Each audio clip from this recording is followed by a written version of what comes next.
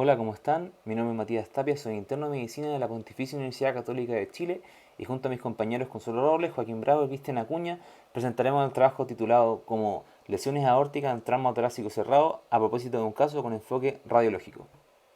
A modo de introducción, el tramo aórtico cerrado es un cuadro poco frecuente, pero que suele ocurrir en contexto de traumas torácicos cerrados de alta energía, por ejemplo, en accidentes vehiculares o caídas de altura. Es responsable hasta un 16% de las muertes por trauma y se estima que hasta un 80 a 90% de los pacientes fallecen en la escena antes de recibir atención médica. De aquellos que logran ingresar al hospital, la mayoría fallece sin tratamiento definitivo en las primeras 24 horas del cuadro, debido a que suele dar manifestaciones inespecíficas y no ser sospechado a tiempo por lesiones distractoras. Del grupo de pacientes que sobreviven y son tratados de forma definitiva, se estima que el trauma aórtico tiene una letalidad hasta un 50%.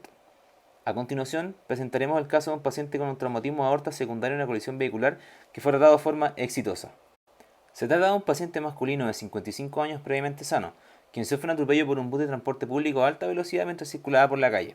Posterior al impacto, cae al piso y sufre golpe en la zona occipital de la cabeza, siendo rescatado por paramédicos y trasladado en una ambulancia a un centro asistencial de alta complejidad. Ingresa a servicio de urgencia hemodinámicamente estable, sin requerimientos de oxígeno, consciente y orientado, con cefalea referida a la zona del golpe, con pulsos periféricos presentes y simétricos en las cuatro extremidades, sin dolor torácico, sangrado activo ni síntomas de focalidad neurológica. Durante su estadía en el servicio de urgencia se estabiliza, se maneja el dolor y en contexto de un trauma de alta energía se solicita una tomografía computada de cráneo, tórax, abdomen y pelvis. En ella se evidencia una contusión hemorrágica frontal derecha, una fractura del cóndilo occipital izquierda y signos de daño traumático agudo de la aorta, evidenciándose un hematoma mediastínico y transección de la aorta descendente en su porción proximal. Por lo tanto, es derivado a un hospital cercano para la resolución quirúrgica con el diagnóstico de un politraumatismo con lesión de grandes vasos. En la imagen podemos ver una tomografía computada de tórax con contraste en fase arterial que demuestra una irregularidad en la forma y el contorno de la pared aórtica asociada a una irrupción completa con un flat de disección íntimo-medial de la pared aorta descendente ejemplificado en las flechas azules. Con imagen de pseudoaneurisma en la flecha amarilla, rodeado por un hematoma periaórtico, demostrado en la flecha roja como ISA de densidad periaórtica, y un aumento de la densidad de partes blandas en los tejidos adiposos mediastínicos. También se observa una extravasación de contraste diferencial en las flechas verdes, compatible con una transición transmural distal al origen de la arteria subclavia izquierda de la aorta descendente. Dejamos por el momento el caso clínico para referirnos a nuestra pregunta clínica del trabajo de investigación, la cual corresponde a que en pacientes con trauma torácico cerrado, ¿es la tomografía computada superior a la radiografía tórax para el diagnóstico de lesiones aórticas? Como metodología, lo que realizamos fue una revisión de la bibliografía en PubMed, Lilacs y Epistemónicos y revistas médicas con enfoque radiológico acerca del rendimiento de la imagen en trauma torácico cerrado. Volviendo un poco al caso clínico, el paciente evoluciona favorablemente durante su estadía en el servicio de urgencia. Es evaluado por cirugía vascular de turno, quienes deciden finalmente una reparación endovascular torácica aórtica, acrónimo de TEVAR, en pabellón de urgencia. Se instala finalmente una endoprótesis Medtronic de tales dimensiones aquí descritas en la diapositiva, de forma exitosa y sin incidentes. En las imágenes siguientes podemos ver, en las imágenes de la izquierda, la angiografía interpretatoria de la instalación del dispositivo endovascular, mientras que en la imagen derecha podemos ver una tomografía computada en fase arterial con contraste postoperatoria que demuestra la instalación efectiva del dispositivo endovascular con extremo proximal en el callado aórtico inmediatamente distal al origen del tronco brachiocefálico y el extremo distal en el tercio medio del segmento descendente. El paciente evoluciona de forma favorable, con hemodinamia estable sin requerimiento de drogas vasoactivas.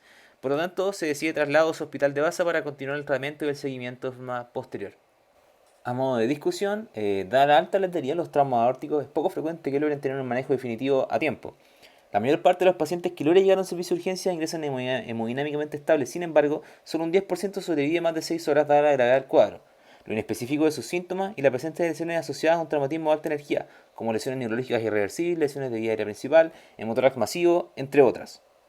El mecanismo del trauma de aorta suele ser por desaceleración brusca y tiende a afectar principalmente a la aorta descendente, en un 47-75% de los casos, debido a que se encuentra ampliamente fija la pared torácica, no así la aorta ascendente ni el arco aórtico. Los sitios más frecuentemente lesionados son el istmo aórtico y la porción aórtica que pasa a través del hiato diafragmático.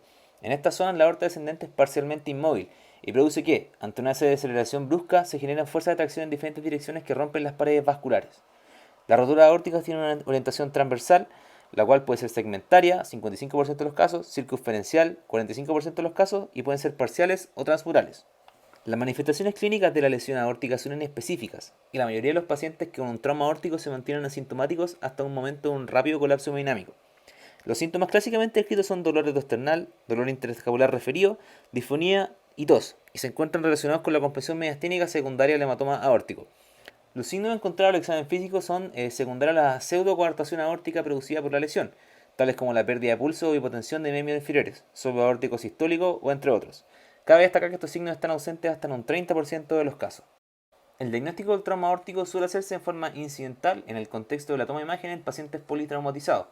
Si bien la ortografía era considerada el gold standard para el diagnóstico de trauma aórtico, es un procedimiento invasivo y requiere un equipo especializado. La radiografía de tórax suele ser la primera imagen tomada en este grupo de pacientes, siendo el hallazgo más frecuente encontrado el ensanchamiento mediastínico, tal descrito como un mediastino ensanchado más de 8 centímetros o más de un 25% del ancho del tórax. Esto es secundario al hematoma mediastínico.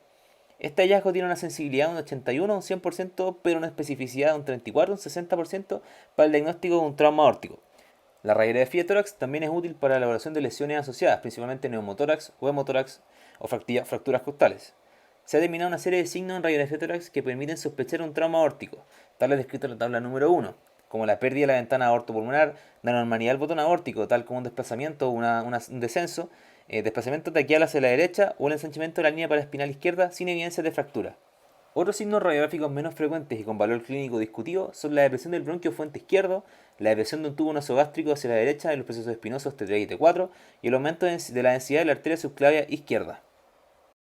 A pesar de estos hallazgos, se estima que hasta un 7,3 a un 44% de los pacientes con trauma aórtico tienen radiografía tórax con mediastino de aspecto normal, razón por la cual se debe mantener un alto índice de sospecha y solicitar una angiografía por tomografía computada, una angio-CT de tórax, como enfrentamiento inicial en todo paciente politraumatizado con sospecha de lesión de grandes vasos.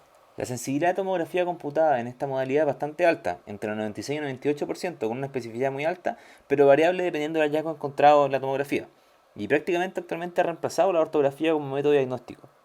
Los signos directos e indirectos del trauma aórtico de la tomografía computada se resumen en la tabla 2. Como signos directos tenemos la hematoma intramural, el flap intimal o íntimo medial y el pseudoneurisma traumático. Y como signos indirectos está el hematoma periaórtico, el calibre aórtico irregular y el contorno aórtico irregular. El signo indirecto más frecuentemente encontrado es el hematoma periaórtico, el cual puede tener su origen en la aorta, secundario al sangrado de los vasos periaórticos o la vasa vasorum. Sin embargo, se debe diferenciar de los hematomas mediastínicos cuyo origen es secundario al desgarro de venas mediastínicas y no requieren de mayor seguimiento. El hematoma periaórtico se manifiesta como un aumento de la densidad que desplaza e infiltra el tejido graso mediastínico que se encuentra en relación con la lesión de la aorta. Es importante destacar que la formación de este hematoma no implica necesariamente la extravasación de contraste al extravascular. A pesar de lo frecuente de este hallazgo, su ausencia no permite descartar un trauma de aorta. El trauma aórtico ha sido considerado clásicamente una emergencia quirúrgica. Sin embargo, actualmente los pacientes que ingresan con hemodinamia estable y se mantienen con terapia antihipertensiva pueden ser candidatos a una reparación diferida, lo cual ha demostrado una disminución en la mortalidad asociada al cuadro. Dependiendo de los hallazgos tomográficos de la lesión del trauma aórtico, se clasifica en 4 grados de lesión. Sin embargo, esto escapa del objetivo de esta presentación. Lo relevante a destacar es que los pacientes con lesiones aórticas grado 1, al grado mínimo, puede ser realizado de forma conservadora con imágenes seriadas y terapia antihipertensiva, ya que la mayoría de estas lesiones sanan de forma espontánea. El buen control de la presión arterial y la frecuencia cardíaca permite reducir el riesgo de ruptura de un 12 a un 1,5% independiente del grado de lesión. El objetivo de frecuencia debe ser menor a 100 latidos por minuto, mientras que el objetivo de presión debe ser individualizado dependiendo de las lesiones asociadas al cuadro, por ejemplo, pacientes con patologías neurológicas concomitantes. El manejo de pacientes con lesiones de mayor grado corresponde a un TEVAR, una reparación endovascular torácica realizada de forma urgente. Para finalizar esta presentación, podemos concluir que el trauma aórtico es una lesión poco frecuente, sin embargo, acarrea cifras muy elevadas de mortalidad, especialmente en aquellos pacientes que logran ingresar a un servicio de urgencia. El diagnóstico precoz del trauma de aorta juega un rol fundamental en el manejo de los pacientes, ya que gran parte de estos fallecen prontamente sin un manejo definitivo. La solicitud precoz de imagen en el contexto de un trauma de alta energía y especialmente la realización de una tomografía computada de tórax ante la sospecha de lesiones de grandes vasos podrían mejorar el pronóstico y permitir un manejo definitivo lo antes posible y, de esta forma, disminuir la mortalidad asociada a este cuadro clínico altamente letal. Muchas gracias por su atención.